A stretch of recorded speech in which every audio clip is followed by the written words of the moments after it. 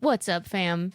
It is a holiday, and you guys know what that means. It's a special holiday episode of Horse Girls. Bwam, bwam, bwam, bwam. Yeah. As always, this time of year, this is for our found family episode. So whether you are with your family, blood, found, or otherwise, or just, hanging out, chilling by yourself, because taking a mental health day is very important, especially right now. Welcome to our found family. This year we have Bob Magoo. You may know him from a previous conversation with Tim where he talks in extent about a redneck meth wizard. Pretty fun stuff. And then we have Jason Doro, who is one of our favorite authors who we have been able to connect with at DragonCon and somehow not run him off. And we have TV's Travis, another fellow podcaster. Anyway, kick back, relax, stuff yourself to the brim with whatever your favorite foodstuffs are, and have fun. This is always the awkward moment, though, where we immediately start recording, and I forget everything that I've ever wanted to talk about in my life, and I have no idea where to go. So I do this. I talk in circles for a few minutes until Alex or Jenna bails me out, which of course they're not going to do. They're just going to hang me out to dry now. Why would they? But yeah, why don't you introduce yourself and tell everybody who you are? Yeah. So I really appreciate y'all having me on. I've been looking forward to this. I'm Bob Magoo. I'm an author, podcaster, indie game designer, just kind of do a little bit of everything, just general creative, I guess you could say. And I'm best known for writing a series of books called the Jubal County Saga, which is about a redneck wizard with a crippling meth addiction. So that's me. And we're gonna have to have words about I have to say I'm very not happy with the current situation. I have read all of the Jubal County Saga, and I have greatly enjoyed it. And then I found out that those two omnibuses were the first of 3 sets of books, and I immediately said, this will not stand. I do not have time for this. I have many questions. Yeah. That need answering.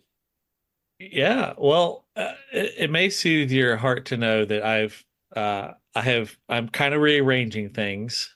I think rather than there being 3 large arcs, there's going to be just one more large arc. Mainly because like I could milk it. I could, I could be, Jim Butcher and go 20 odd books. But I'm just like, you know what? Let me just I'm reining myself in a little bit, but that's mostly because I have a bunch of other stuff I want to write. So I can't spend all my time writing those books. So I don't want to give away any spoilers because everybody should go read it. And I don't think I could, but there's a couple of topics that are talked about a lot in the book series that you just kind of dabble in towards the end, and you give me a little teaser of it, and then I ran out of books, and I didn't think it was fair. Yeah, no, that's my job. I gotta keep you. I gotta keep you hungry for more. If I gave it all to you in the first book, you'd be like, why would I even buy the rest? But yeah, so this is a mild spoiler, but not anything like this is not going to ruin the books for you. But my main character, his grandmother, is referenced all the time, and it's made very clear that she's not a nice person. And I think it's like book 4 is the first time that she actually appears on the page. And I had a bunch of reviews like, oh my God, Granny finally showed. So yeah, she shows up a little bit more in every book after that, and then Yeah. she will be the next arc. She's going to be a very large part of that. So you're going to get more Granny. She's That was coming. exactly what I was talking about. Yeah, yeah. So you're not alone in that. It's a common it's a common complaint. Everyone wants more evil grandmothers.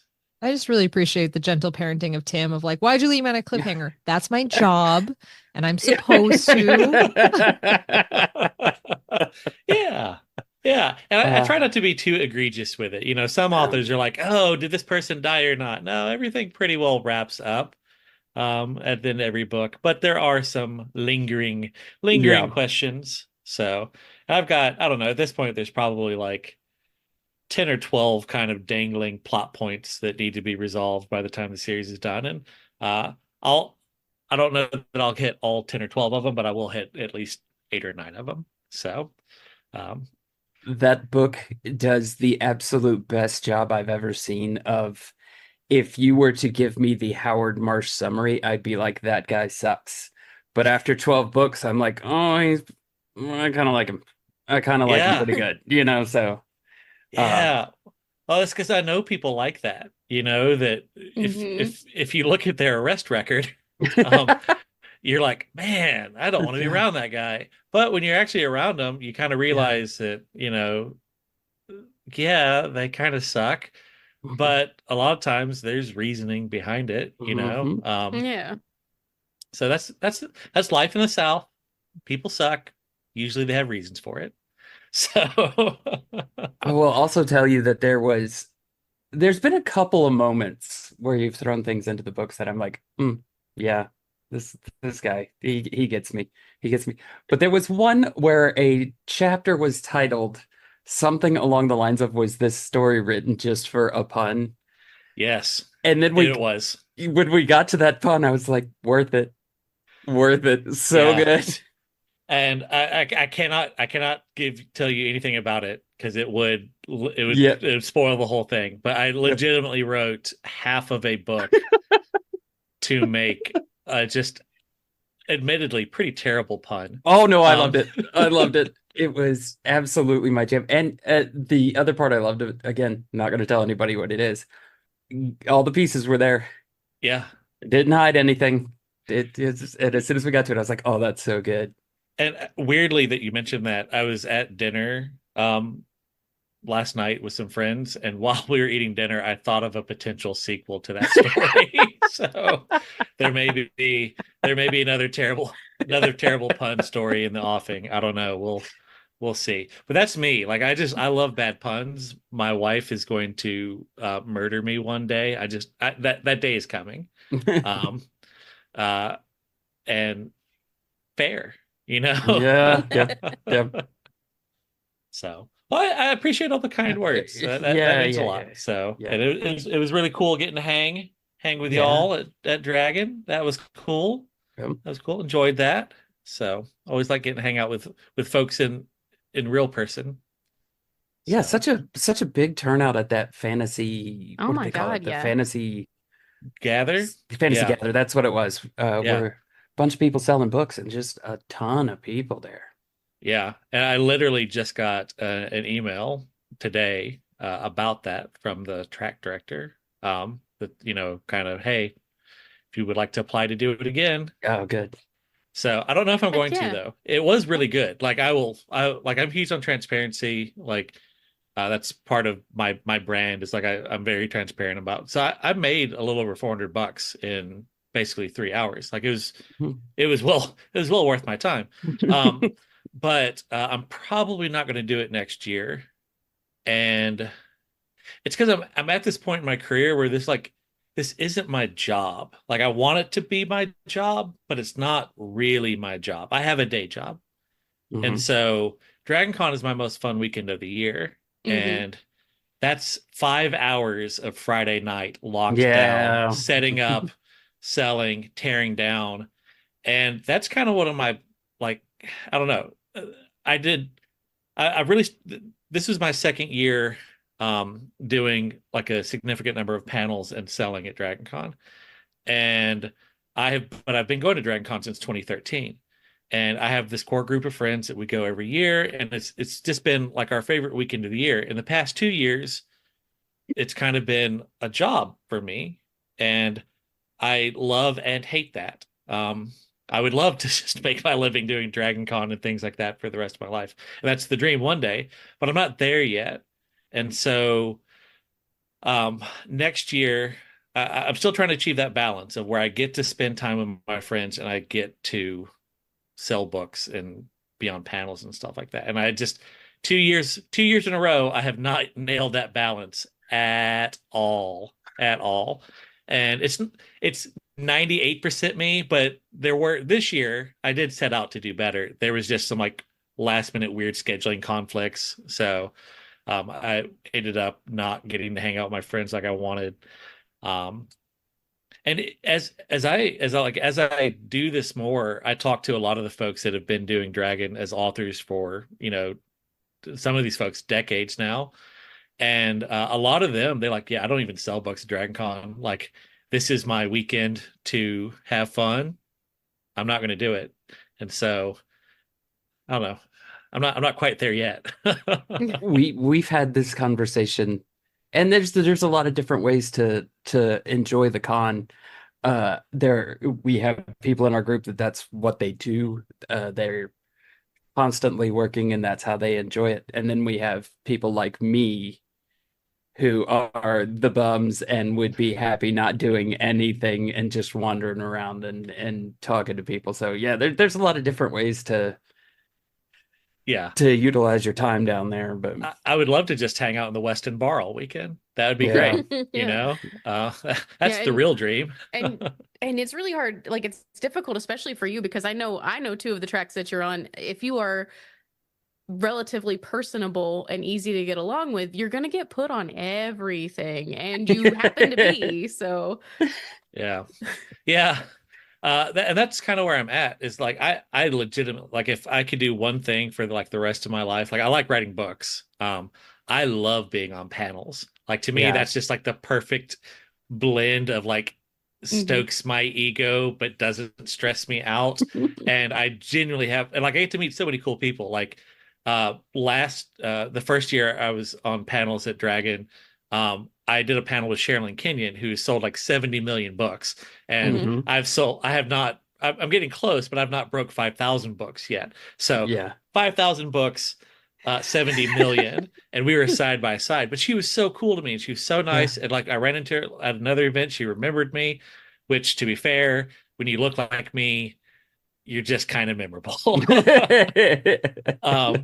But so that's really cool. Like, I get to like be on panels with some of my heroes. And so I love that. And so there are some folks like John Hartness, who he does like 17 to 20 panels every year at Dragon Con. And that's a lot. The most I've ever done at any event was 11 panels over a weekend. And that was like, this is probably about as many as I ever want to do. So I don't want to get to there, but I do want to do more than I did 6 this year, plus the Gather. So I don't know, if I could get like a nice little sweet spot of 9-10 panels, I'd be happy. So you we'll see how it you shakes mentioned John Hartness, and I know we had a conversation about how you had some interactions with him previously. I did want to say that Alex's husband has told me how much he's loving the Monster Hunter books. Oh, He Bubba the started them, and Monster he Hunter? said, yeah, he says they're Yes. fantastic. They are. So He's literally like, I don't know that he would acknowledge that he's my mentor, but he's kind of my mentor. I literally, the reason my self-published series exists is because of him, and it's because of Bubba the Monster Hunter, and Dragon Con. Oh, we're tying it all together. It's like magic. But at Dragon Con, you can sign up for mentor sessions with like big name authors for no charge. You just go to the writing track and have a list, and you just sign up. And I was like, ooh, I want to do this. And I was looking at the names, and they were like big names, like folks I've been reading my whole life and stuff like that. But then I saw a guy, it's John Hartness, writes Bubba the Monster Hunter series. Like, I don't know who the hell that is, but I feel like that's who I need to talk to. And it was the perfect person for me to talk to. And so that was the year before COVID. And I basically was asking him, like, hey, I write about a meth wizard. Should I try and get this traditionally published? And he was like, no. But what he told me, and it was stuck with me, is like, I self-published the Monster Hunter series and I pay my mortgage. And I was like, oh, paying a mortgage. Oh, that's the dream. And so then COVID hit. And I was like, well, if I'm not going to do it now, I'm never going to do it. So that was one of my COVID projects was let's start publishing. And so the year we came back from the first year that Dragon was back in person, I went to the Fantasy Gather and I gave him a copy of my book. It's like, this book exists because of you. Oh, that's Here awesome. you go. He probably immediately took it and put it on a shelf somewhere and has never looked at it since. But he's now my publisher, like it's just long, just kept at it. I keep bugging him at conventions. We got to know each other. We've done panels now a bunch together.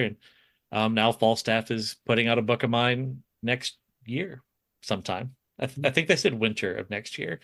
So it all comes full circle. So yeah, actually this whole episode is all people we either met or hung out with at Dragon Con either this year or last year. So it's the best place to do networking, but you don't ever get to go like deep networking. You get to do a lot of surface level networking because everyone's so busy. And so like to me it's like the best for like the surface level networking. And then Multiverse Con, also in Atlanta, that's the one that to me is the best networking convention, because that one, it's more low key, and it's the one where all of us who are constantly doing cons all over the Southeast, that's kind of like where our family reunion con almost, where we kind of just, it's more low key. We can actually hang out, go out to eat, have a drink. So all right, so you write games also. I do. The other thing that I wanted to mention, because some of these sound like we're super excited about playing a couple of these. Heck Yeah. I do. So I was teaching a workshop at a writing conference, and I had a guy come up to me, and we were talking about D&D, and I had this realization that like I wrote a lot in high school, like basically my youth years, I wrote a lot, and then I got to college and I started playing D&D, and I basically stopped writing anything that wasn't D&D related until like 2012, when I was wrapping up grad school. I was suddenly going to be not playing as much D&D. I started back kind of seriously writing again. So that was my creative outlet for my 20s, basically, was D&D specifically. But since then, I've discovered the beautiful world of games that aren't D&D. There's so many cool ones. Yeah. And there's like this bustling indie game community that I go in and bring down the property values of, and it's great. So I have a lot of fun with it, making silly games, and just the more ridiculous, the better most of the time. So I love that. You show up and they're like, it's the myth wizard guy again. right? That guy. But the God. pitches are so good. When you pitched the witch one to me, I was like, I've never wanted to play a game more in my whole life. No. Yeah. And that one is, it's like, that one's a serious game. Normally my games are either just like straight up horror, or they are ridiculous. Like I have a game called Three Octopuses in a Trench Coat. And that's normally like the level where I'm at, is Three Octopuses in a Trench Coat level. We're not bringing, revolutionary gameplay here. It's just octopuses in trench coats. But there's a Witch at the Edge of the Woods. That was one I was like, ooh, maybe I'll take this one a little more seriously. And my background is I'm a history minor, anthropology major in my undergrad, because I like poverty. And so that was kind of my wheelhouse. I got to kind of flex those muscles a little bit and have fun with it. So, but and to date, that is my best-selling game. So I was like, oh, maybe I should actually try more often. Oh, gross. Sounds like work. Oh, no, that's awesome. So yeah, I really do enjoy it. It's I don't know, it's less serious. Like I guess it when you're putting out indie RPGs, it's kind of held to a lower standard, and that's more my wheelhouse. Like putting out a decent quality book is a lot of work. And I don't like a lot of work. I like a little bit of work. And so RPGs, and I actually have discovered I really like doing book layout design, stuff like that. I'm not saying I'm good at it. I'm just saying I enjoy it. Yeah. So, so that part where it's like, ooh, let me just take all this stuff, this ugly Word document, make it pretty. Oh, let's go. That I enjoy. So it's whenever I need kind of like a brain palate cleanser, it's like, okay, let me stop stressing on getting a book out and let's have fun making a ridiculous game. I will tell you that you've mastered the art of convincing me that I need to consume some media because the first time you told me about the Jubal County stuff, you're like, it's redneck meth wizards. And I was like, stop. I have to read this right this minute. Yeah. And then there was the game was that I was most attached to was the cryptid game. And I was Oh like, yeah. hey, cryptids, I want to play that game. And then you told me it was set in the Jubal County world, and I was like, stop it, Bob. I can only want to play Yeah. this so bad. Yeah. Yeah. And so that was kind of that one. That was originally not a Jubal County game. I originally made it as just a very simple one-sheet RPG, like I guess like 3, 4, 5 years ago now. And then I was like, but I made like some little one-sheet adventures to go with it. I was like, well, I've already got like 6 sheets. What if I just took this and made it like 20 sheets, basically? And in that is when it finally like it kind of took its shape and got set in the Jubal County world. And for the people who are like really into niche U.S. history, it features the CCC, the Civilian Construction Corps, which my great uncle was in. And just it kind of reimagines if this not super well known new era government program never got shut down, and instead they decided to focus on cryptids. So, as all good government agencies should do. I can tell you, it's almost like you were writing that and like, haha, this will get Tim. This will do it. Like, this is everything. He's like, I'll throw Rutherford in there too. And I was like, stop it. Yeah. And like, this is kind of like the big picture, Bob, is I have kind of started a small press. It's called Bearded Bard Inkworks. And right now, really all it does is just publishes my zines. But long term, the goal is that I want to publish it'll mostly end up being my friends because I want to work with my friends. So I'm not going to be like super like putting out submission calls, but like I will reach out to folks I know and like John Hartness or Ben Meeks and say, hey, you have this book.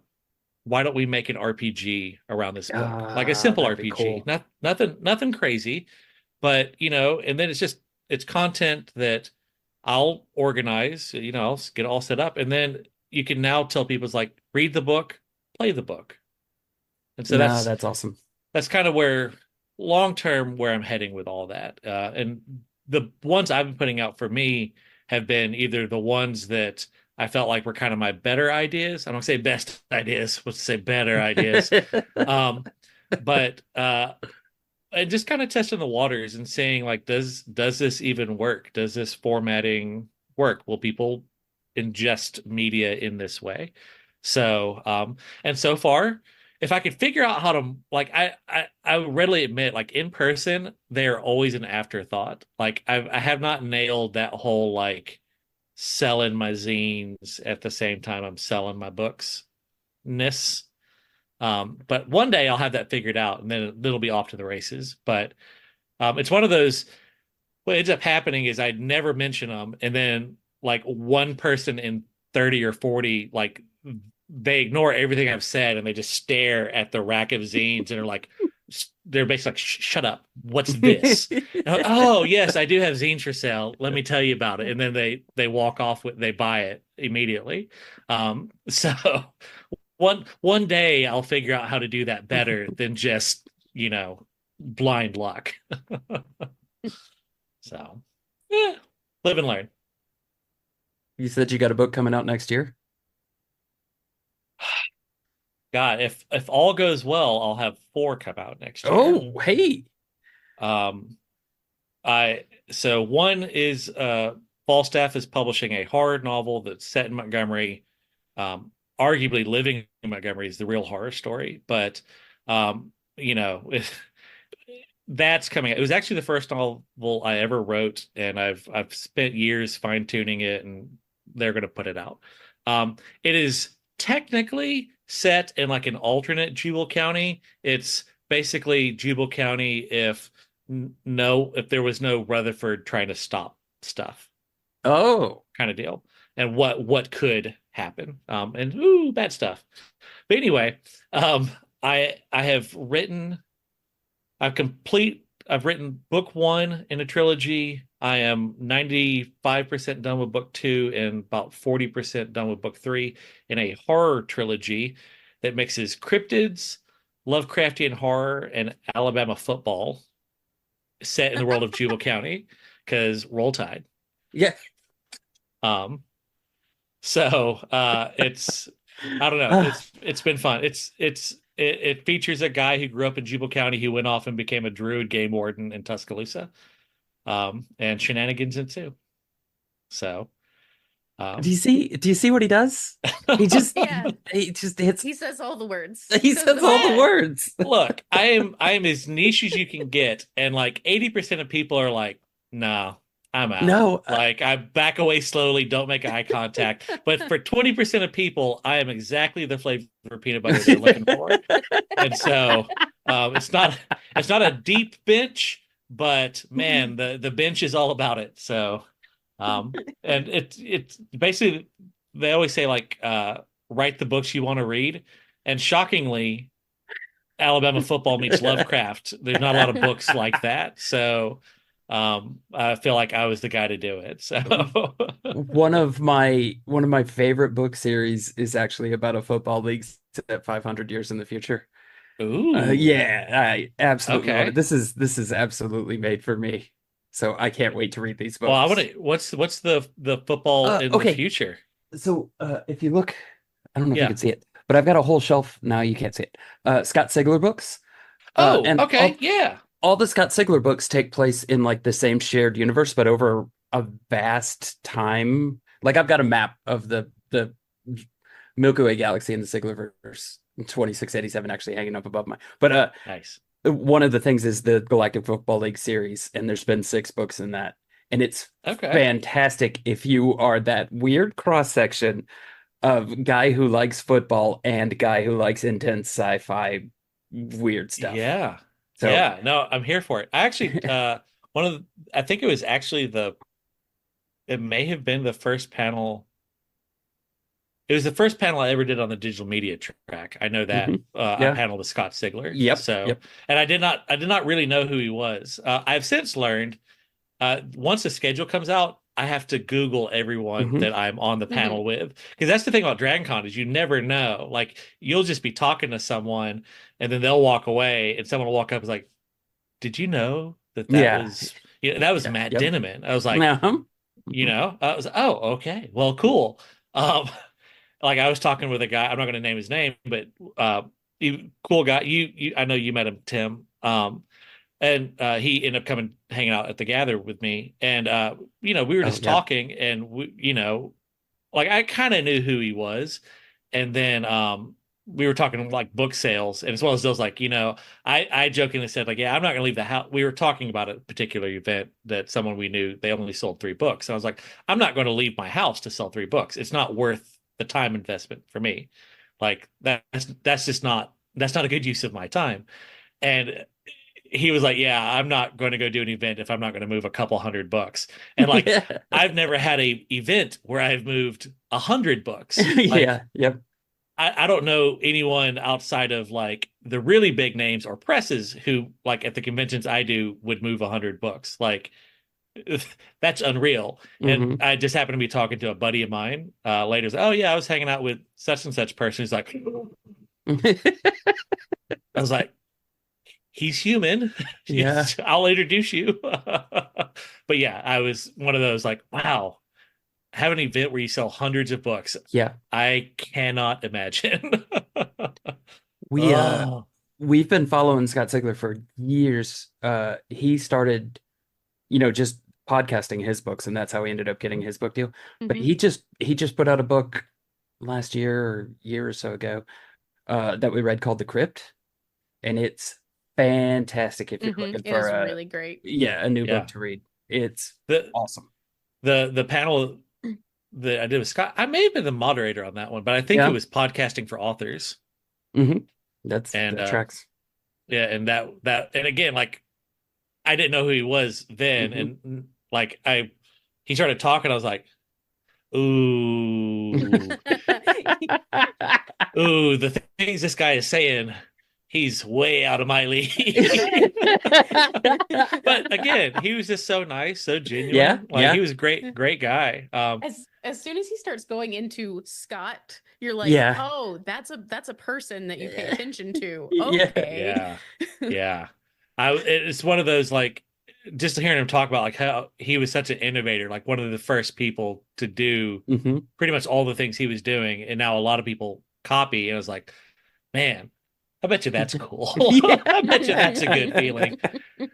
Typically with me, a technology is about to fail if I start using it. Is typically how that goes. So, but man, I think about that. I think about that a lot. Just how Yeah, like it's one of those being the innovator, being lucky that perfect stew, but then you also have to have a good product. Like, yeah, oh man, it's hard out there.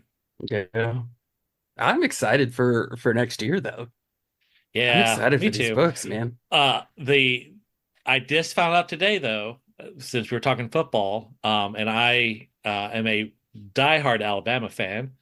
There's always a game going on there at the stadium that's like 6, 7 blocks from Dragon Con. hmm And the SEC game that is going on is Tennessee versus Syracuse. And if a meteor hit Knoxville tomorrow, I would probably take a vacation to celebrate properly. I hate Tennessee, not the state, just the university, Yeah. and specifically their football team. Yeah. So I normally, the first like 5 years I went to Dragon Con, 4 of those years Alabama was playing, and I just loved being that nerd in the crowd that would see the bewildered looking football fan walking down the sidewalk like, what have I got myself into? And I would say like, roll tide to the middle of the crowd, and you just see them like their head would dart around like, where did that come from? Yeah. And then they haven't played for a while. They haven't been the opener for a while, and then next year it's Tennessee. So I plan to do just a phenomenal amount of trash talking all weekend long. So if you see me at a panel with a black eye, just know it was probably absolutely deserved. So, Said Tennessee and Syracuse can the hideous level of orange oh that's my gonna God. come out of that Oh. stadium. I don't like any team with orange. And those are two particularly bad oranges. Just inside of a pumpkin puke orange. Like it's gonna be hideous. Yeah. But what can you do? But well, it'll be fun. I actually did my first event in Tennessee this year, and it was in Knoxville. I Oh did fa no. I did Fanboy Knoxville, and there was literally a stormtrooper walking around in that they had Oh. made a University of Tennessee stormtrooper, and I was like, so this is what it's like to be in the belly of the enemy. I saw 2 people in Alabama gear all weekend, and like I just basically like screamed out "Roll Tide" when I saw them. I was like, oh God, I'm not alone. And everyone I sell books with routinely could not care less about football, like at all. They all just like sit there and just shake their heads, like, Bob, give it up. It's Give it up, man. it's definitely baked into the books though. It is. where he's just having his little monologue moments, and it'll be like, because roll damn tide. Yeah, no, I literally had him pee on a Tennessee jersey in a book. No shame, no shame, and I'll do it again. Just wait. Just they're the worst. I literally one of the zines I made was it mixes it's not a game, it's just a lore book, but it reimagines SEC football teams as cults, like Lovecraftian cults. Oh, that's amazing. And I literally made that book largely to make fun of Auburn and Tennessee. Nice. There are just tons. Like I list like these are the holy faiths and these are the cursed faiths, and it's the Rocky Flops and the charred catbirds. And like I have a page called the Holy Hates where it highlights which cults hate each other the most. Oh, And that's so good. there's this iconic interview that gets played every Tennessee Hate Week. The third weekend in October, Alabama and Tennessee play. We call that Tennessee Hate Week. And there was a man named Erwin Carvey, I think was his name. He was like a freshman at UA, and he got interviewed, and he just has this iconic speech where like, I hate them. They low down, they dirty. And I literally copied that verbatim and put it in the book. And because they deserve it. That's so good. So, Oh, and I sold a couple at Fanboy Knoxville, but not a ton. So I think they're going to let me back. So I must not have been too obnoxious. Nice. Mm. Yeah, mine is I don't. So I went to Kennesaw State, Yeah, and we just started playing, FBS football this year. So yeah, I don't have like that attachment. I like to see local teams win, but mine has always been the Atlanta Falcons. Oh, yeah. And so therefore the New Orleans Saints can just die in a fire. That's where I live. yeah, That's who I am as a person. yeah. Well, I mean, I'm a two-time Troy graduate. Yeah. And we played Division I, but Actually, I think Kennesaw State might have in the played Sun Troy. Belt. Yeah. Could very well be. And so, but it's one of those deals like, yeah, I pull for them. I try and keep up with how they do every Mhm. year, but like all my family went to Alabama. Yeah. I've got, I have a shocking number of family members that have failed out of the University of Alabama. And so that's just kind of, that's, go Trojans, but also roll Tide. Yeah. But that's the thing, is because in Alabama we don't have a pro anything. We don't have a pro team of any sort. So we were never like an NFL family. I very briefly was a Ravens, like diehard Ravens fan for like 3 years as a teenager, and then have not watched a Ravens game since. Have no idea how I settled on them, but they were the team. We were always told, at least around here, that there wouldn't be any reason to put a pro team in Alabama. Like, it wouldn't work because nobody would give up their Alabama or their Auburn to go watch them play. Yeah. We've got like some of the semi-pro stuff going on, that new league that they're trying to spin up, which is actually like the coolest idea ever. It's what I always wish the NFL would do. They like limited each pro team. They got to recruit from certain colleges. Yeah.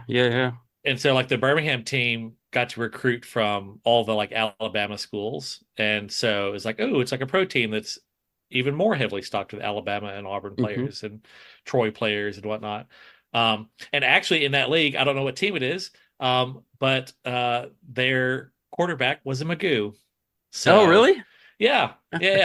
Have no idea if he's related to me. Couldn't even tell you what team he played for. But I'm just neurotic enough that I have to keep a search on me just to see like it's like how crushed is my ego going to be that day, or how boosted is it going to be that day. So like I do searches pretty routinely, like ooh, let me search my name in Google and see if I'm actually like showing up in search results and stuff like that. And when I started out, I was very low in the rankings. I've moved up a little bit now, but I think his name was like Scott Magoo, maybe. He was cropping up a lot. I was like, oh, well, that's neat. Get off my rankings. So, but yeah, it's I don't know. Uh, you know, it's part of what makes, for good or ill, frequently ill, it's what makes Alabama Alabama. So Yeah. I wouldn't change it much, you know. I would make Auburn have to play Troy every year. That is what I would change.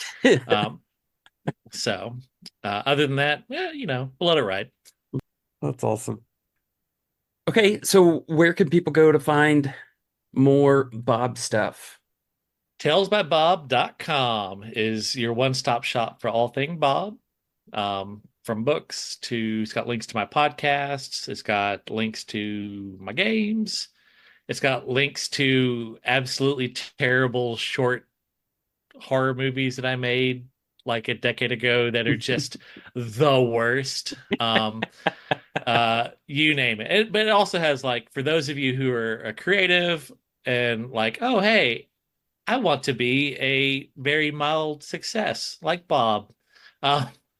I have lots of guides on there that can show you how to be like me, but hopefully less fat and probably less possum Hawaiian shirted. But, maybe not. Do you? But lots of transparency on there. Every month I break down sales numbers, social numbers, kind of talk about what I tried, what worked, frequently what didn't work. And just really try to pay forward all the help I've gotten along the way. So, and I have a contact form on there. If you have any questions about any of that stuff, I'm always happy to answer and poorly mentor people. So, Well, awesome. Thanks for coming out and talking to us today. no, this has been great. I've been looking forward to this ever since we got to hang out, and looking forward to jumping on here again sometime. Absolutely. Hell yeah. Yeah. Amazing. Yeah. Yeah, after Dragon Con, it's been just a blur since then. Like I had a great time at Dragon Con, and then when I got home, I was sick for like a week after that. Fortunately, it wasn't COVID, but I was sick, and it took time to get over that. And then after that, I was working on stuff, and then the hurricane came through, and it was just like one thing after another. And so I feel like this is the first actual week that things have been pretty normal since Dragon Con. How's writing going? That's a good question. Yes. I'm supposed to be a lot farther along than I am. I'm working on the new book that is my Viking reimagining of Macbeth that I'm doing, and I am far along with it. But I hit like right after Dragon Con, I was trying to get some writing done in it, and I hit one particular scene. It was I'm trying to think how far it is into the actual Macbeth to give you a sense. So it was probably like around Act 3 or so. But I hit a scene and it stopped me. It was like a roadblock there. And I know I did something wrong with it.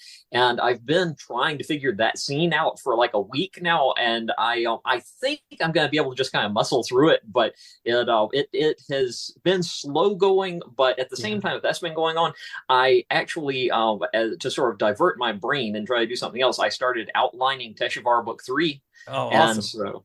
So I've had a lot of really interesting ideas about that I'm excited about. So I've been doing more Teshuvah work than Macbeth work over the past week.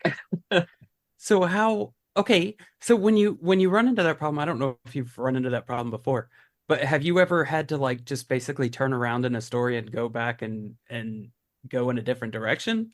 Or do you always just try and go through wherever you are? Like, how would you handle that normally? It's really rare that I hit that kind of thing because I'm a big outliner and I plan everything in advance. And so I always know where I'm going with it. But what I've been finding with this story is the first time I've written something that's a reimagining or a retelling of a previous story. And because a lot of the sort of mile markers are set, they were set by this guy named William Shakespeare a while ago. Who is that? Yeah, exactly. he's this hack. I don't know. But yeah, it's weird because I don't have the freedom that I normally have with the outlining, with the storytelling and stuff, because I have to hit these beats. But I, of course, am changing enough that it's my own telling of it. It's a Viking story and has all these other things. But there are still these points that if I were just writing it myself, I would have outlined certain things differently and would not bleed to certain things with the pacing that Shakespeare had. And so it's been a really unique kind of experience, because typically I will I definitely do get stuck sometimes when I'm writing, even with an outline. I'll hit a scene and I won't know how to, like, I'll know that the characters need to have this conversation and get the plot to this point, but when I start trying to write it, it just doesn't come together. And usually that just involves me stepping away from it for a couple of days and just kind of letting my subconscious work on it. And then when I come back to it, I usually have a solution. But with this, it's a different kind of thing, because when my subconscious tries to do it, they're like, well, no, that scene's dumb. Shakespeare shouldn't have done it that way. So I want to like divert it more, but I think I'm going to be able to just kind of push through. We'll see how it goes. I feel bad, like I didn't even introduce you or anything. If you want to tell people who you are and what you've written so far, and why they should read Akathar. Oh yeah, I'm Jason Doro. I'm a fantasy author and also work as a voiceover artist. And so far all the books that I have written have been in my Teshuvah epic fantasy series. It starts in two different places. The first full novel is called Akathar's Greatest Trick, but then there's a prequel novella that you can read first that's called The Gem of Tagath. And then the second full novel is called Lysandra's Deepest Fear. And the third full novel will be coming after the thing that I'm writing right now, which is a Viking reimagining of Macbeth called Ravensbane. And why people should read it. I am always the worst person at selling my own books. But oh, that's right. I'm supposed to get Alex to take over here at this part. Yeah, she's my hype person. And again, I will keep saying it is because if you like a heist book, if you like fantasy, if you like magic, if you like any genre of book, you can find a line of that in this book. And it is written so beautifully and wonderfully. And as you told us last time, it is written like a magic trick unfolding, which is one of the most incredible things to experience as a reader. Also, it will gut you and you will love Jason for a short amount of time, and then you will get to a point and you will no longer love Jason. And what kind of author does that to you? Everybody else is worried about being loved. Jason doesn't care. So no, it's a fantastic book. I appreciate that so much. And I was thinking earlier today, it was kind of funny. I didn't know until recently that Victoria Schwab has a podcast now. And so I started listening to it, and I was listening to, she was interviewing somebody. It might have been Martha Wells or somebody, and was asking about things that are difficult to write or that give her trouble with writing. And I was trying to think myself, what gives me trouble writing? And I think it's letting my characters experience happiness. Can confirm. Yeah, true. I feel like we do need to tell everybody, in case we haven't mentioned it on this show, about your first interaction with Jason in person, Alex. Yeah, how I was super cool and yeah, super chill the whole time. I don't remember that. Okay, yeah. So here's what happened. We were on a panel together, and I was holding it together until partway through the panel. I'm like, yeah, by the way, I've read your book. And then, the panel continued. We said some things to people. It concluded. And immediately afterwards, I was like, oh my God, I read your book. I can't believe you did that. And then also other people were reading the book around us. So I had to speak in code the whole time. It was very unchill, very, very uncool. I just yelled at Jason for like half an hour straight. It was, I've told you before that was a core memory moment for me. I loved that. I'm so glad because the emotional stakes were so high at that moment because like I had just finished it like a week or two before. So I was coming into it like, I cannot believe you did that. She was so hot about this that like she didn't even notice that you were wearing a Jurassic Park shirt. And for Alex, that is this insanity. I have a Jurassic Park tattoo. It was this year when you reshared the picture that I went, oh my God, he's wearing a Jurassic Park shirt. And I was wearing the shoot. Wow. I didn't notice anything. It was a moment, right? It was a moment. it was honestly, anytime I hear from anybody in person who has actually read something I've written, it's like, oh, really moment, because I hear from people through social media and online and stuff, but it's rare that unless it's like specifically where I'm sitting at a table signing books and people bring up books for me to sign. But just like in conversation, it's rare for me to run into somebody in person who's actually read my stuff. And I'm always excited when that happens because I want to know like what worked and what was exciting, what was good. I never want to know what didn't work, but I that's the kind of stuff that like keeps me going is hearing from people who've read my stuff and who have actually enjoyed it and who don't want me to stop writing. Yeah, I never want you to stop writing. It's such a fantastic, like legitimately, like it's just such an incredible series. And even when I was going through it like recently, because we talked about it on Surprise Attack recently, and like even when we were going through it with like Emily and everything, we were talking about it before we started recording with you. And I was like, oh my God, I completely forgot that there was this entire arc here, and it was so good. And like, oh, it's just so good. I can't hype it enough. It's such a good book. Please read it.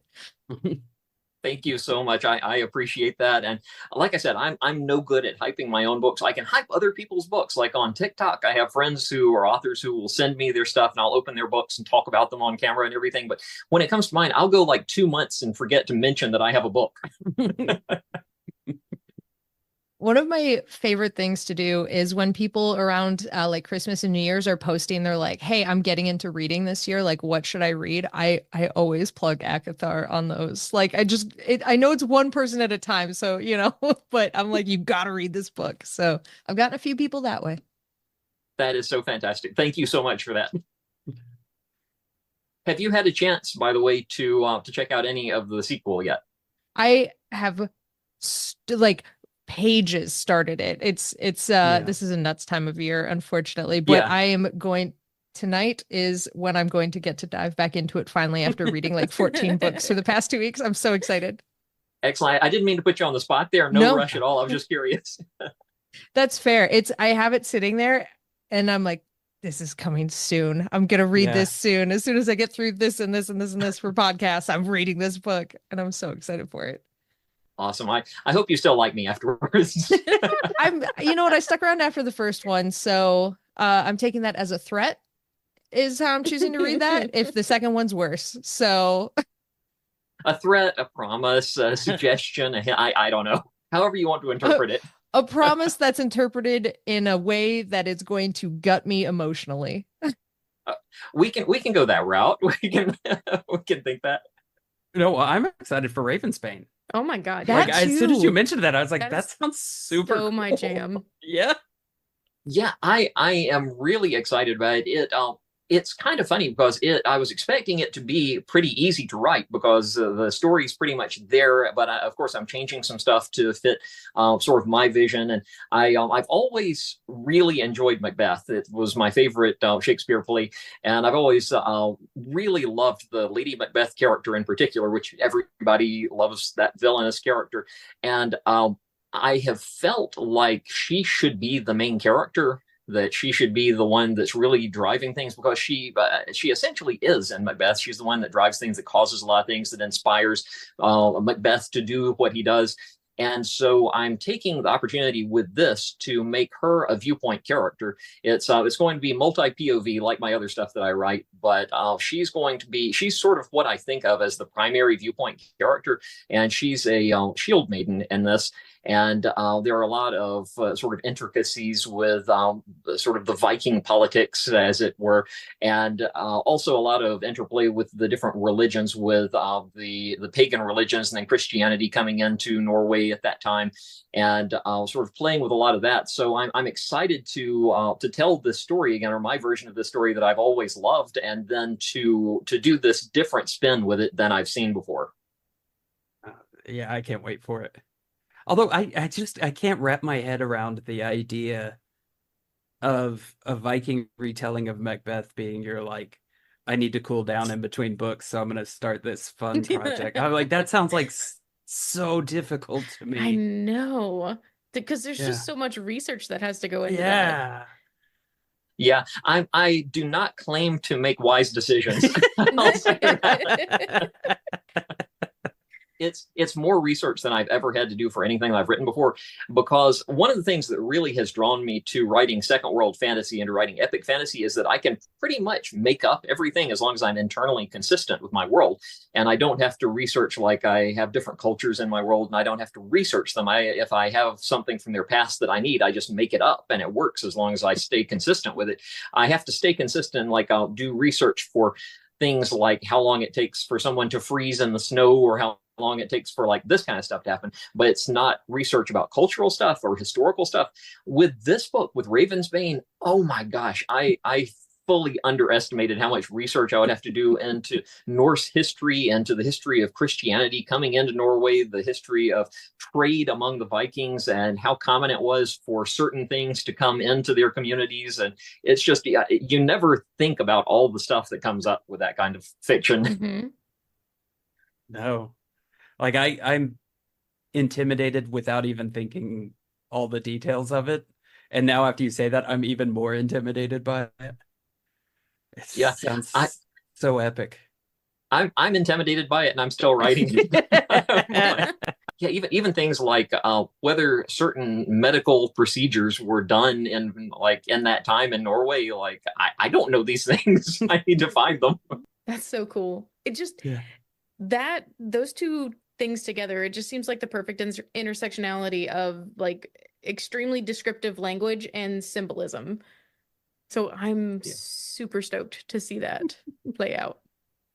I am very excited for it. I hope I'm doing it justice. I think the idea is really good, and I hope I can pull it off. I think I can, but we'll see if I stick it. What about cons and stuff? Do you have anything on the horizon coming up? Yeah, I've got actually I think I have the dates on here. I can pull up and refer so I don't say incorrectly. Yeah, I have two things coming up in Orlando, where I live here, in November, on November 22nd and 23rd. There's an event called Dance of the Dragons that is it's specifically a fantasy book event, and they're going to have like a fantasy ball that's there, and they're having book signings throughout the whole thing. So I'll be there. And then the next thing I have scheduled, I'll probably have something come up between now and then, but I have something in May of next year. It's May 2nd through 4th, called Stardust and Shadows. It's also in Orlando, and it's another fantasy book specific thing. And both of them are being hosted by a group called Alexia Events, and you can look them up online and find that. And I'm assuming that I'm going to be able to get guested back into DragonCon again, so I went ahead and got my hotel room for that. So hopefully, awesome. Nice. Hopefully DragonCon doesn't decide to dump me. Yeah, I have been trying to force people into an Orlando trip, so I might just post these dates up and just see if I can get any traction with my friend group here. But yeah, that sounds like sure. a ton of fun. The fantasy, what did they call it? The fantasy shop or whatever it was at DragonCon that we went to, where they had all the the gather, the fantasy gather. That's what it was called. Yeah. That was a ton of fun. A ton of fun. There was so much to find in there. So Yeah, and these events that Alexia does that are book specific, they're all fantasy book specific, are similar to the Fantasy Gather kind of thing. It's just tons of authors in a big ballroom together, and all of us at tables with stuff we're showing and signing and selling. We have some panels that we're doing. They have other events that happen during these, like the one that I went to. I've been to two of their events so far, and there was one earlier this year that I went to where I was on a panel, and it was kind of funny the way they had it set up. The panel room was next door to a room where they were having another event at the same time. And for the first part of the panel, the microphone wasn't working. And so we had to speak up. And then they eventually got the microphone working. But next door was what they were calling Valkyrie training. And it was like a fitness thing that they had people doing, like Viking and Valkyrie, like combat training in the next room. So we were having to project over the sound of like wooden and foam things hitting and people screaming and all this stuff. Oh, that's fun. Yeah. What a fantastic but they're fun backdrop. events. Yeah. A good backdrop. Yeah. So I managed to project. I summoned forth my voiceover prowess to project. I had a ton of fun listening to you at the voice actors panel at That's right. DragonCon. Yeah. It was so much fun listening to you compare yourself to the other voice actors? Because it was just Jason talking about how everybody else there does real work. It kept cracking me up.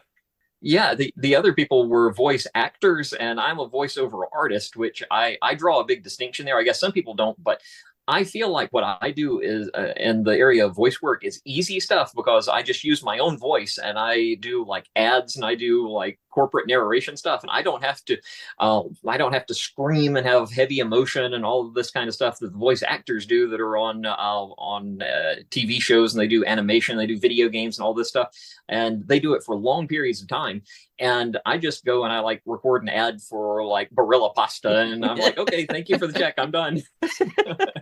Yeah, but I feel like sometimes it can be much harder to try and keep emotion like at a certain level out of your voice as opposed to going overboard with it. Like it's so much harder to reel it back in than it is to go over. Yeah, it depends on the type of job. Like I've had some where it's like I did one that was for a resort thing in Florida that it had to be like welcome to the something something resort. It was like some kind of fairy tale kind of thing, and I had to do that kind of thing for that. But then I also have done the voiceover for the announcements at an airport, and that's a completely different kind of thing. And with that, it's just like you read it and you just don't really it's almost like brainless reading that you do for that kind of thing. And I really do, like in the panel I was talking about that I feel like I have it easy because I do corporate work, and the corporate work typically depending on who it is, like the corporate work on the whole pays better, I think, on a job by job basis than a lot of the harder work does. I mean, there are a lot of voice actors who get paid very well and they get consistent work, but I feel like I have it easy. I get to do the easy stuff and get paid for it, and I don't have to put myself out there like these other folks do. And I have nothing but respect for them. Like I could not have the vocal stamina that that they have to accomplish this stuff. I will lose my mind the first time I walk into an airport and it's your voice I telling was me where thinking I the gotta go. exact same thing. I'm like, I was going to ask if you could tell us which airport. It was a while back. I think it's somewhere in Louisiana, but I'm not 100% sure. I don't remember exactly where it was, but I think it was somewhere in Louisiana. We may have already had it then. Yeah, Well, I don't know. We went to a lot of different airports in Louisiana. That's true. it's true. If you did a survey of airports, maybe you hit me at some point along the line. We're gonna have to now. We're just gonna have to fly Louisiana airport to Louisiana airport. I can assure you it wasn't interesting enough to do that. I don't know. I feel like it would. I feel like that out of body experience would be enough to entice me to go, to be like, huh, my friend Jason's telling me to go to this terminal. That's wild. I feel like our luck is that we would like go to all the airports and then we wouldn't find it. And then like the very last, as we're getting on the plane on the way to go home, it's going off as we're getting on the plane. And we're like, I can just imagine the freak out that Alex would do in the middle of the airport. I'm like, I know that guy. And then I start telling spoilers from book 3. That would be incredible. Oh yeah, that's a ton of fun. DragonCon is always so cool because we get to meet people like you and get to interact, and it gives us a platform to do that. So I always love going there for that reason. I know Alex was talking about it for a good little while. Like I think as soon as she realized that she was going to be on a panel with you, and then after, I don't remember if you read the book first or after that. I don't remember how the time frame worked, but yeah, there was quite a few conversations about how she had things she had to say. Yes, and I did. You said them. You said them. I did. I said them very loudly. It was awesome though. I can't remember if I've told you about that when I do book signings. I might have mentioned this last time or told you already, but when I'm doing a book signing and I'm sitting there, and a lot of times people will come up and will buy the book from me at the table and I'll sign it and give it to them. But a lot of times they'll come up and they will have the book and they will have me sign it. And the worst is when somebody will come up to me and they will be in the process of reading it. They'll have the bookmark stuck in. Yeah. And when they bring it up, I can see where the bookmark is. And I know approximately through the book, like about where they are. And I'm sure I always have like this kind of nervous look on my face when they bring it up. And I can tell by their demeanor how far exactly they are through the book. Whether they've got that scowl or if they've still got that glow about them. Yeah, usually if they have gotten past that point, they'll come up to me and they'll have like this kind of awkward smile and they'll say, "I've got to talk to you about something," and then they'll make kind of a vague threat to me that is a joke, but it's not really. I'm just like glad that I'm not the only one. So like it wasn't a totally out of pocket experience to have the vague threat made when I started talking to you about the book. Yep. I knew it before you said anything. When you told me you had read the book, I knew what was coming right after that. Perfect. Oh, I can't wait to see what you've done in Lysandra. I know. I'm so freaking excited. Yeah. It's funny because that scene, which we're being vague about with Akathar's greatest trick, is the scene that everybody talks to me about with that one. With Lysandra's deepest fear, there's also, and I didn't plan it this way, but there's also a scene that's the scene that everybody mentions to me when they say they've read that book. It's a totally different type of scene, but there is that scene in that book as well. Oh, I can't wait for the change in Alex. Yeah, because the very first thing that's going to happen is that you guys will all received a vague text from me. Like, I can't believe this has happened. So you have to hurry up and read this. We have to talk about this. And it's a much longer book too. Yeah. You definitely get your money's worth with that one. Oh my gosh. It was wild. I didn't really realize how long that one was until it was time to actually. It was right before it was going to be released, and I was dealing with the printing and all that kind of stuff, and it was physically impossible for KDP, for Amazon's print division, to print the hardcover. It was just physically impossible, and so I had to take it to Ingram Spark, and they could do it. They could print. They did a really good job with it, but it was physically too big for KDP to print. That is so wild to me. Yeah. I hope it's the longest thing I ever write. I don't aspire to write longer than that. See, I thought you were just going to get, every book was going to get like a little bit longer. Yeah. No, I'm totally going to do the Sarah J. Maas thing where like each book gets a little bit longer and then there's like a random book that's like a novella in the middle. Yeah, there you go. And everybody's like, wait, what? Oh, that's awesome. That's so good. I really don't know how long book 3 is going to be. It's not going to be as long as book 2. I anticipate, this is like, I haven't even finished fully outlining everything, but I kind of anticipate that it will be either the length that Akathar's greatest trick is, or like between that and Lysandra's deepest fear, but it's not going to be Lysandra length. Well, I can't wait to read it. I can tell you that. I can't wait for you to as well, because that will mean I have written and released it.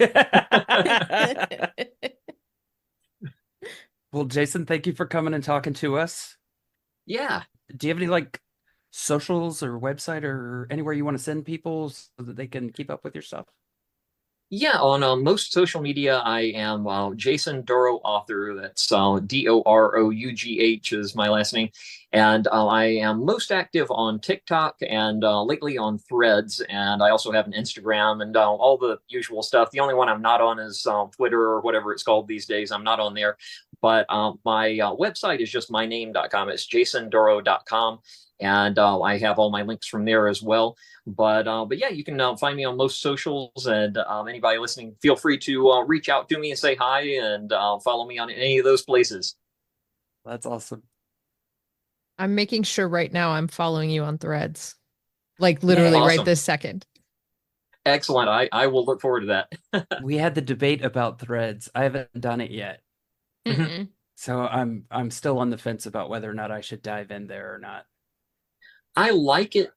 Yeah, this past week on Threads, especially in the book community, has been rough because people. I think what happened is a lot of the book community has finally finished like fleeing off of Twitter and come to Threads. And Threads was really sort of nice and peaceful for a while, and then suddenly over the past week, it's just been nothing but chaos on book threads. Yeah. And so I'm hopeful it's going to kind of revolve back around to its nice little peaceful sort of thing again. I just had the conversation because I ended up doom scrolling on Twitter for a little while, and I just had the conversation with Casey and Alex about how I just need to abandon that altogether. It's just a horrible, horrible place. Yep. Yeah. It's terrible. And I do technically have a Twitter account that I've had for like forever on there. But when when I sort of saw things in the distance coming towards it, I just put up a final tweet on there. And I was like, I'm not there anymore. I'm at this other place. And left that there, and I haven't really looked back. The only time I go there is if I see that there is some overly problematic person who has said something, and it's always on Twitter, so I go there to see what it is. But yeah, I like Threads when it behaves. I like Threads. Yeah. Well, thank you so much for having me on here. I have had a great time hanging out with you guys again, and certainly appreciate it. Yeah, man. Heck yeah, thanks for Thank coming. you. Yeah, for real. Thank you for coming on and letting me yell at you once again about Akathar. Absolutely. I will let you yell at me anytime, any day. You let me know. That's the problem. You keep saying that, and then we keep doing it. And one of these days, one of us is going to call chicken on it, and it's not going to be me. Well, hey, I keep showing up, so. Fair point. So the first thing that we'll do is we'll let you introduce yourself. All right. I am Travis, aka TV's Travis, the guy that likes to talk about stuff, whether people want to listen or not. Very good. And you do some podcasts. I do. I do a couple different podcasts. The main one I do is called Wait You Haven't Seen. And it's movie discussion, but it's always somebody's first time seeing a movie. So whether it's my guest or me, someone's always watching a movie for the first time, and then we talk about it. Sometimes it's a really obscure movie that I've never heard of before, or it's something where somebody tells me I've never seen Die Hard, and after I pick my jaw up off the floor, all right, we'll watch this. Because some of these movies, it's like, how do you not accidentally see it, right? Like something like Die Hard that played it, somebody that was my age that had never seen The Princess Bride. I'm like, how do you not? How? So I have to have that conversation. Yeah. Plus, it's always interesting too to hear what somebody thinks about a movie that maybe has been around for 40 years, that would have been the target audience for it when it came out. What do they think now? Because you're always a different person every time you see a movie. And I also co-host a couple of other shows. One that's just horror movie based, where we pick whatever horror movie my co-host Wicked Kitten decides she wants us to watch, and we watch that, whether it's going entry by entry through a series like Friday the 13th, or finding something just out of nowhere. That's always fun. And plus we talk about other things in the horror realm as well, books and video games and things like that. And then a classic TV called Those Were the Days, where our only real thing is it's got to be 20 years or older. It's got to fit that the classic car definition is what I like to call it. If it's over 20 years old, it fits, we can talk about it. So we have a topic once a month, we change, and then the 4 hosts each pick a specific episode of whatever show, and that's what we talk about. So it might be cooking shows, it might be Saturday morning cartoons, it might be special guest stars, all that kind of stuff. Right now we're doing we're in October, so we're doing spooky shows, Halloween themed episodes of whatever show it was. Those are always fun. Yeah. Nice. Oh, that's got to be a ton of fun. Absolutely. I have so much fun, and I get to spend time with friends of mine talking about stuff once a week. It's great. Yeah.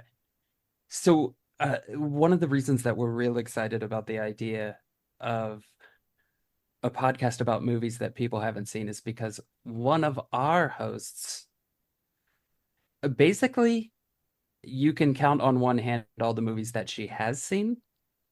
And it's that same conversation all the time. Like, how do you not just accidentally stumble on these movies? Like, just be flipping channels on TV and see it or something. But so it's funny. It's funny because it's like music. Like, I had this conversation with somebody recently where there's a series on YouTube where they have professional musicians it's Drumeo. So it's all these pro drummers, and they'll have them listen to a band for the first time, but they'll isolate the music out so they don't have a drum track, and then they try to fill it in.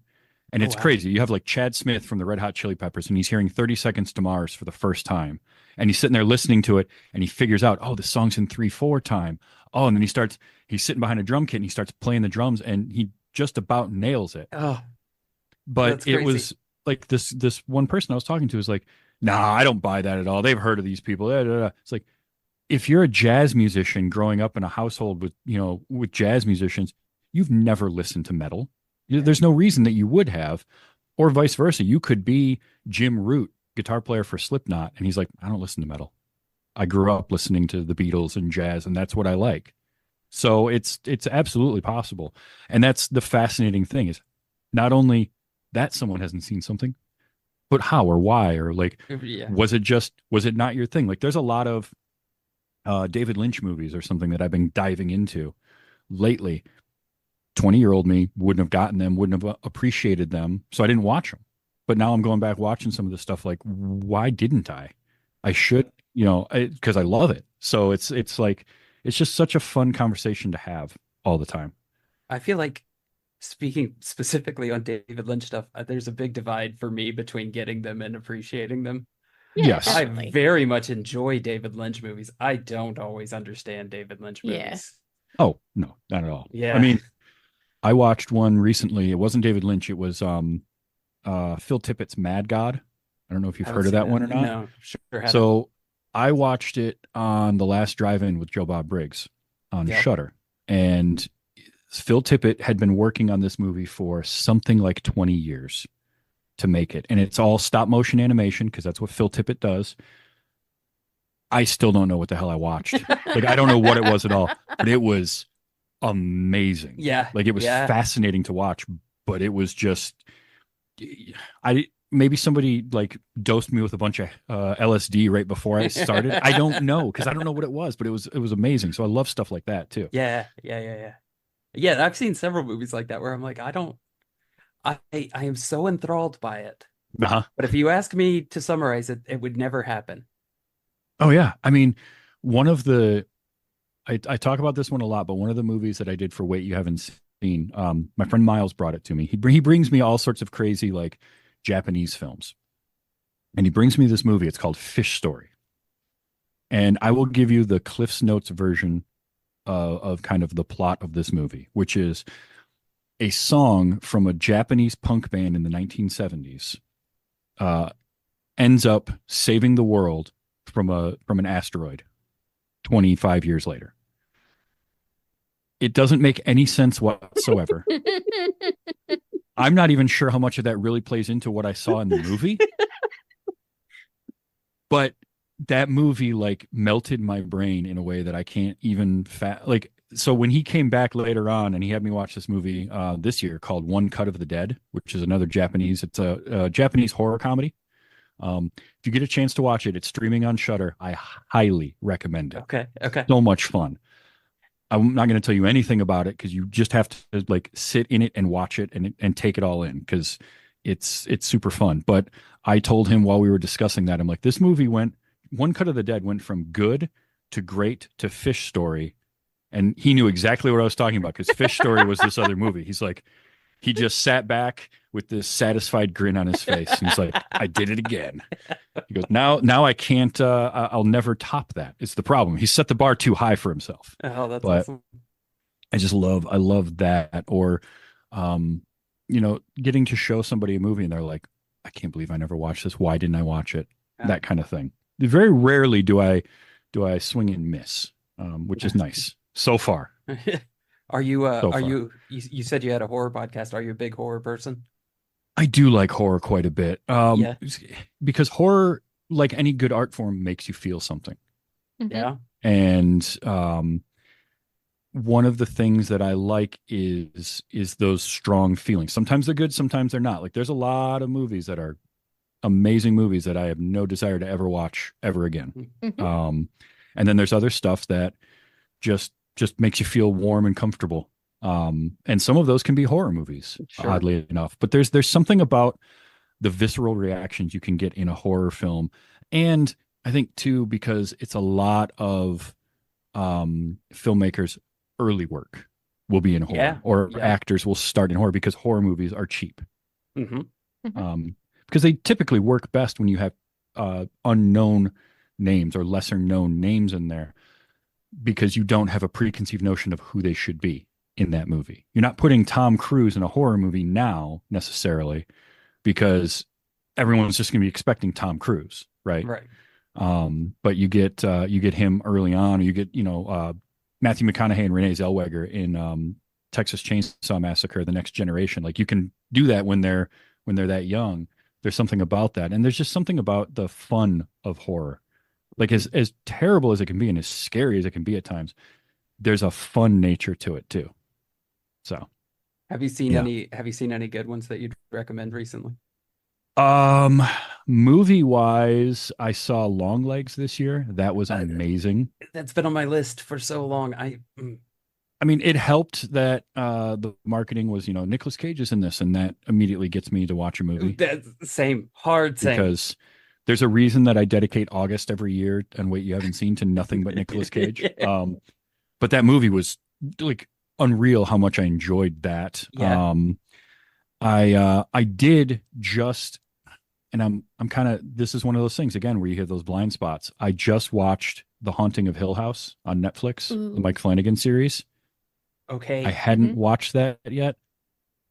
Holy hell. Yeah, it's so It's good, so right? good. It is so, Mike Flanagan has not missed for me yet. Okay. No, Everything not- of his Mhm. I've watched. And Jenna I don't just- like I don't love home invasion type movies necessarily. They're not my favorite thing. Hush, so good. So Okay, good. I haven't seen everything. Hush.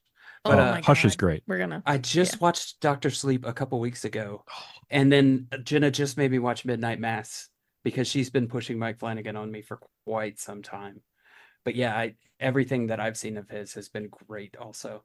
Now, did you watch the extended Doctor Sleep? Oh 'Cause no, I don't think there is so. an extended one. I don't believe it was. Now that you've seen it, Yeah. seek out the director's cut and watch that. It's a little bit longer, but Okay. I do think it just kind of fills a few more things in. I think it's worth it. Sure. But Haunting of Hill House, episodes 5 and 6, right in the middle of that series, are two of the best episodes of anything I've ever seen. Period. They're so good, from the writing to the acting to the technical side of all of it. It like, I was 10 minutes, I think, into the 6th episode before I figured out what they were doing with that one. And then I was like, all right, now you're just showing off, Mike. Come on. Yeah. Like, what the hell? Yeah. But it's great. And I'm going to work my way through all the Flanagan series, I think. Yeah. Good. Yeah, it's Good. well worth it according to Jenna. Mhm. And like Yeah, I said, I mean- I've seen a good chunk of it now too, and it is great. Mhm. And He is one of two filmmakers that I trust to adapt Stephen King. And one of them is semi-retired. So, like, Frank Darabont isn't making movies anymore. Yeah. Although he did come back. I just read where he directed one or two, or will be, of the next season of Stranger Things. Ooh, Oh. I didn't know that. I just saw yesterday an article where he said that he basically came out of retirement to direct an episode of the new Stranger Things because he loved the characters and the world that they built so much that that was enough to get him to kind of come out of retirement and direct again, which Oh, that's awesome. is fascinating. Damn. But like, Yeah.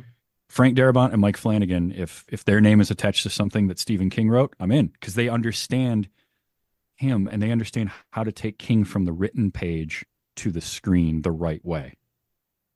Because it's not just, you can't just translate. There's a No. translation layer in there, and you can't Yeah. just take what he wrote. So much of what King writes is in your head. And that's a thing with horror. So much of horror is in your head. I tend to lean more towards atmospheric horror Mhm. and things where you're left wondering what's going on, or maybe stuff like the John Carpenter's Halloween for me is my favorite slasher movie of all time, because so much of that was, and obviously it was born out of a lot of necessity, but it's very bloodless and very atmosphere and very like, you have to fill in some of those blanks. Mhm. And that to me works better. I think for me, horror works better when I have to help reconstruct some of that as it's going on. That's why Jaws works Mhm. so well, you know.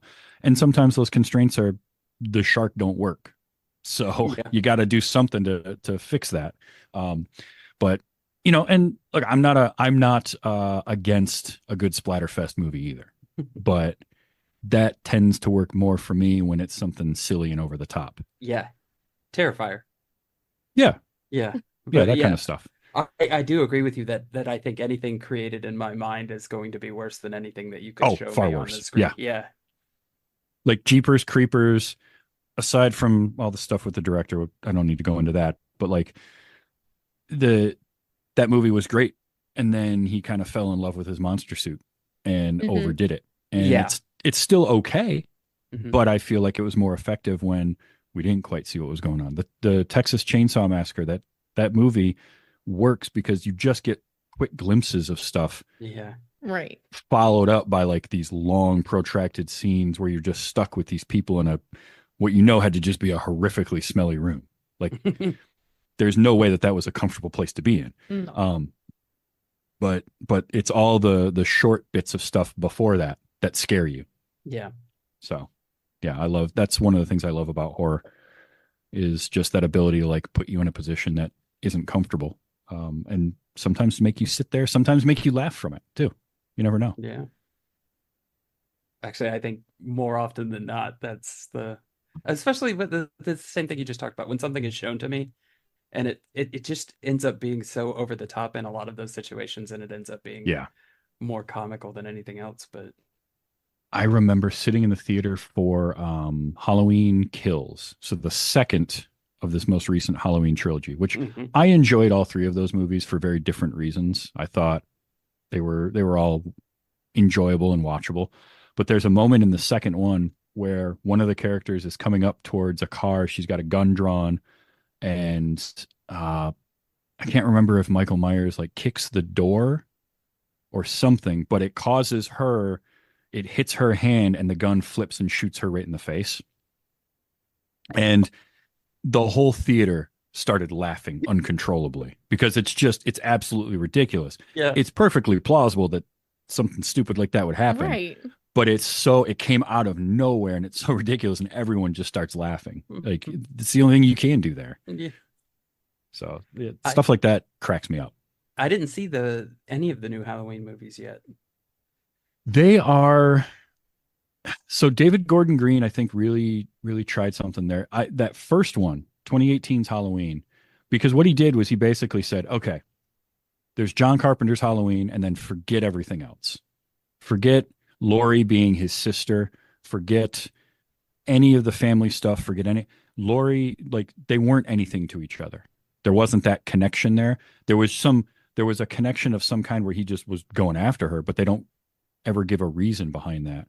And 2018's was really interesting because it's 40 years later and he's been gone this whole time, locked up, and Laurie has basically become like doomsday prepper. I'm ready for when he comes back type person. And it was a really fascinating movie.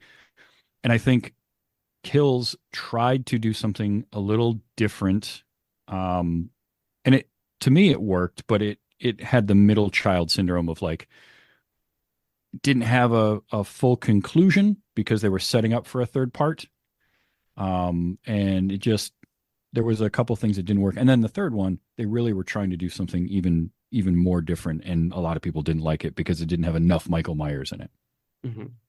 which was the problem of the last time they made a Halloween 3. So, or what people thought. I think Season of the Witch in the Halloween franchise is one of my favorites, but because they were trying to do something different and it's just completely crazy. It's such a weird, bonkers movie. You said that they ignored a bunch of the previous movies. I tend to sort of love it when they're given leeway to do things like that. Mm-hmm. Like we talk about the Batman movies and how there's like different visions of what Bruce Wayne is, of what Batman is and stuff. And I always love seeing everybody's take on it, even if it's not the take that I would have on it. Sure. That's I love interpretation of things. As long as I don't have to see the struggle with the pearls and the gunshot and then the pearls hitting the floor of Crime Alley, like I've seen that. That's enough. Yeah. I don't need that. I don't need Peter Parker getting bitten by a spider.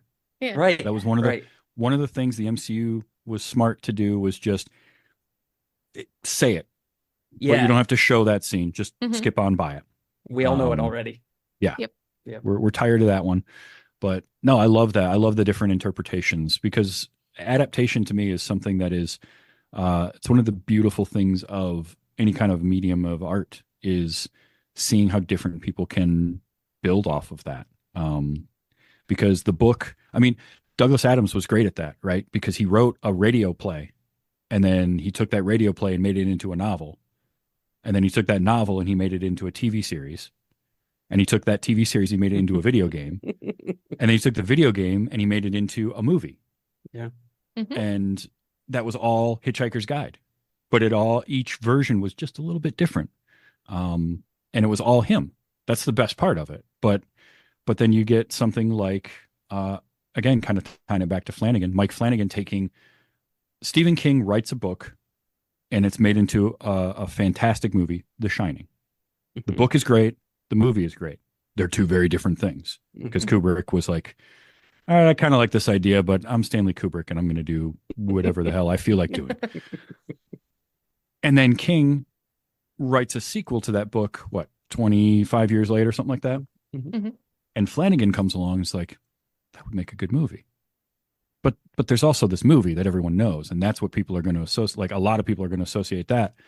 So he figured out how to take both of those and meld them into Dr. Sleep, his movie. And I think even Stephen King was like, well, shit, you outdid me. So I mean, there's nothing bad. There's nothing wrong with it. Like, There's not. and it's so impressive to do, but that's adaptation. Art is always so fluid and it's so changeable. That's why like cover songs are great from bands when they actually do something transformational. Mm-hmm. No, I couldn't agree more. But yeah, so Alex is the one that we were talking about who has seen, I will say a smaller number of movies Yeah. than maybe the rest of us have. Okay. So I think there's a lot of ground there that could be covered for when we're talking about, because I don't like the same thing that you said. Like in my brain, when somebody tells me they haven't seen a movie that I've seen, and it's something that was on TV like every weekend or something, like, well, what were you doing? Right. What were you doing?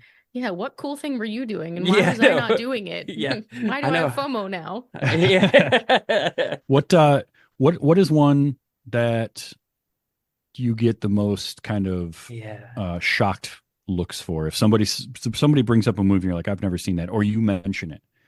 Can you think of anything that like? There's so many. I mean, The Shining that you were just talking about. I've never seen The Shining.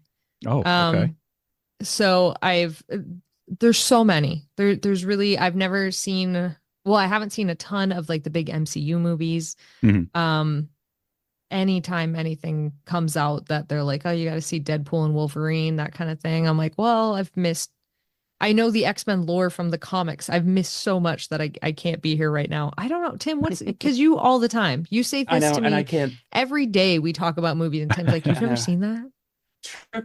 Tremors, I think is one. I don't remember if you Tremors said is a you've good seen- one. Yeah, but it was one that it's constantly on TV, and every time it's on TV, I stop what I'm doing and I have to watch Tremors because I love it.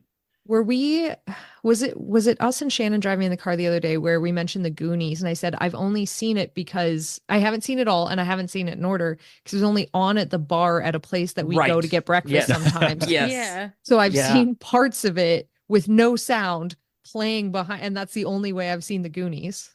Okay. All right. That's a good one. Yeah, it's crazy how that can happen, right? Because like I grew up, and for me, the big things were, Saturday afternoon TV, because it would be summertime, I'd be outside, but I live in northern Michigan, so that's not a very long period of time. So if I wasn't involved in some kind of youth sports, I was basically playing Nintendo or watching a movie or TV show, and then going to movies. And that was a big thing for me. So like, that's what I grew up around. But if that's not the environment you were in, you weren't watching a lot of movies, or maybe it just wasn't your thing and you wanted to watch nothing but Disney movies. I don't know. It's interesting because I get a lot of people that are like, oh, I didn't see this movie or that movie, and they tend to be the same types of movies, right? It's the epics. The one I get the most, I think the most common one I ever hear is people saying, I've never seen The Godfather. And I look at it and it's like, well, you're 28 years old. Of course you've never seen The Godfather. That's not a movie made for you. That's a movie made for old white guys. You know? It's a movie made for my dad, not you. So I get it. But it's always interesting how you miss stuff and then why. Like The Goonies feels like a movie everyone should see. Right. But if you haven't, your only knowledge of it is just a few images silently on a screen as you're eating breakfast. Like, we could tell you anything we want about that movie and you're going to believe it. It's so funny you should say that. Because this is how I'm trying to piece together the plot of The Patriot. Yeah. Yeah. Okay. At this point, it's become intentionally not seeing it and just picking up whatever anybody tells her about it. Sure. Yeah. Yeah. There's So- one scene I'm very sure of, probably Okay. incorrectly, but I'm very sure that at one point somebody melted down a tin soldier to make a bullet, or a lead soldier to make a bullet. That's the only thing that I might know, that I feel confident that somebody told me that, thinking it was the truth at least. And then just from there, we tell her whatever we want. Yeah. And she has no idea. Right. You have to watch it to now debunk any of these theories. Yeah. That's What's the great. fun in I that, love that. though? Yeah. No, it's better. Like the movie you're coming up with in your head, probably better. So, Yeah. Honestly. you can go with that. But that's the fun. That's the fun of it. And then the conversation behind it too. And like talking to somebody who maybe, never saw The Crow. And then I show them that and they're like, why didn't I watch this? I would have ate this up at that age when it came out. And I'm like, I know, because I did. And, Mhm. that movie was a lot of people's personalities for a good stretch of years in the 90s. Yeah. And still. By the way, I saw the new version of The Crow. Yeah. Not as horrible as everyone would tell you it is. Oh, It's man, not- I was expecting it to be hot garbage. So. It's Yeah. not great. And part of the problem is, okay, so here's another thing that I find when you show somebody a movie for the first time, or you have that conversation around a movie. Expectations versus taking it on its own merits.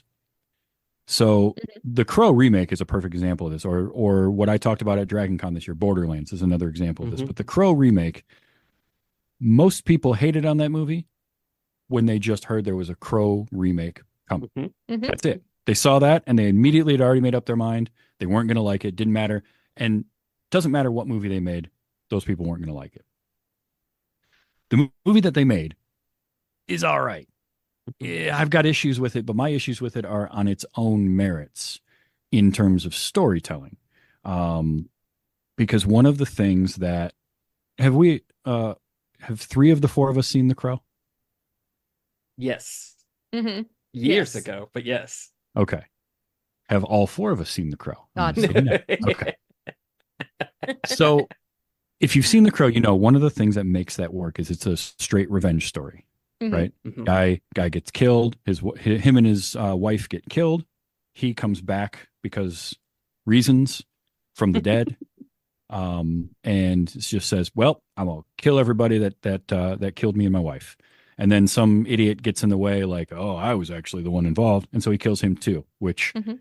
that guy would still be alive if he had just stayed off on his own. And like, nah, you can. Those 4 guys are all you want. Cool. But that aside, you knew that's what he was going after. It was a very clear story. The story was simple. The characters were interesting and complex. This new movie didn't quite have that. There was No. extra story elements worked in and other things they were trying to do, and it got a little too, it fell apart under its own weight, and it didn't have that. There weren't the 4 characters that Eric has to go after to take them out and kill them. It was the biggest action sequence in it all. Really well put together, really good looking thing. I didn't care one bit because it was just a bunch of nameless mooks. Yeah. It was security guards just coming after him all at once. And you can have that in a movie like The Crow when it's a scene where he's already clearly gone after certain people and now they're just in his way. But this was like, that's all they were. Yeah. And so I just didn't care. It took all the wrong lessons from John Wick. Right. It took the slick looking action and good long takes and all of that, but it missed the point of something like John Wick, which was you cared because you cared about John. You cared about what happened to him and what happened to his dog. And he can mow through just rooms full of nameless, idiots because he had a drive. He's going after this one dude and they're just all in his way. Right. And that's what the Crow was missing. Was kind of that clear end point for me. So that's taking it on its own merits. Now, I never tried to compare it to the Brandon Lee movie because that's impossible. That's just wholly unfair. The other one that I've had this type of conversation about is, have 3 of the 4 of us seen Ghostbusters? Yeah. I think maybe 4. I think you said you've seen Ghostbusters, right, Alex? It's been a long time, but I saw just the original a long time ago. Sure. So that movie's great. It's fantastic. It's a landmark film. They make Ghostbusters 2. It's never going to be as good as the first Ghostbusters. That movie was lightning in a bottle. Right. But if you take Ghostbusters 2 in a vacuum, it's not bad. It's actually a pretty fun movie. It's got great stuff going on in it. One friend of mine hates that movie with just the fury of a dying star. And I can't get through to him. Like, no, you can't compare it. Don't compare it to the first movie. Like, if you take it on its own, it's fine. It's silly, but it's fine. It just never will compare to Ghostbusters. Ghostbusters is such a perfect comedy and worked so well. They didn't need to make a sequel. Right. I don't mind that they made a sequel, but they didn't need to. Right. Some movies don't need sequels, but they get them and they're all right. Or sometimes even better, Terminator doesn't need a sequel. If you watch the first Terminator, it is a perfectly well-contained little horror movie. And then Cameron was like, I can do better. And damn it, he did. Because T2 is amazing. He's the king of sequels, by the way. I mean, if you look at what he did with Aliens, he was like, I'm gonna make a sequel to this movie, but I'm not just going to make the same movie. Right. And then he does it again with Terminator 2. That's kind of unfair. But he figured out how to make a sequel. So it's sort of like Flanagan doing Stephen King and understanding how to do it. James Cameron knows how to take an existing thing and build on it in a way that's unique while still being the same thing. So I think I rambled a pretty good bit there. No, it was good. It was good. Good talk. It was good talk. But I think that is our time, though. So, is there anywhere that you want to direct people to find your stuff? Like an easy way to find you? The easiest way to find me, I have a website that has links to all the shows that I do. And it's tvstravis.com, tvstravis.com. And it's got links to all that I'm working on there. And I'm slowly building more stuff to put up there. I've got potentially a new short run show coming with my friend Steven called, we're calling it Fast and Curious. Because so good. Both he and I have seen exactly one Fast and the Furious movie. I have seen the first one. Yes. Yeah. Okay. We've both seen the first movie and that's it. And so we thought we should just watch those and see what the hell happens, because I know a little bit and I know enough to know that it gets weird. And so we're in the works on that and just other projects and things that I do. So tvstravis.com is the easiest place to find me. All right. Well, thanks for coming by. Thank you for having me. This was fun. Yeah. Heck yeah. We hope that you have enjoyed listening to us hang out with these guys as much as we enjoyed hanging out with them. It was really, really fantastic. If you want to know more about any of them, I'll tell you how to do so right now. You can find Bob, all of his works, his store, everything at talesbybob.com. You can find all of Jason Doro's stuff at jasondoro.com. And you can find all of Travis's stuff at tvstravis.com. That's TVS, travis.com. Have fun. Hope you didn't stuff yourself too much. Bye.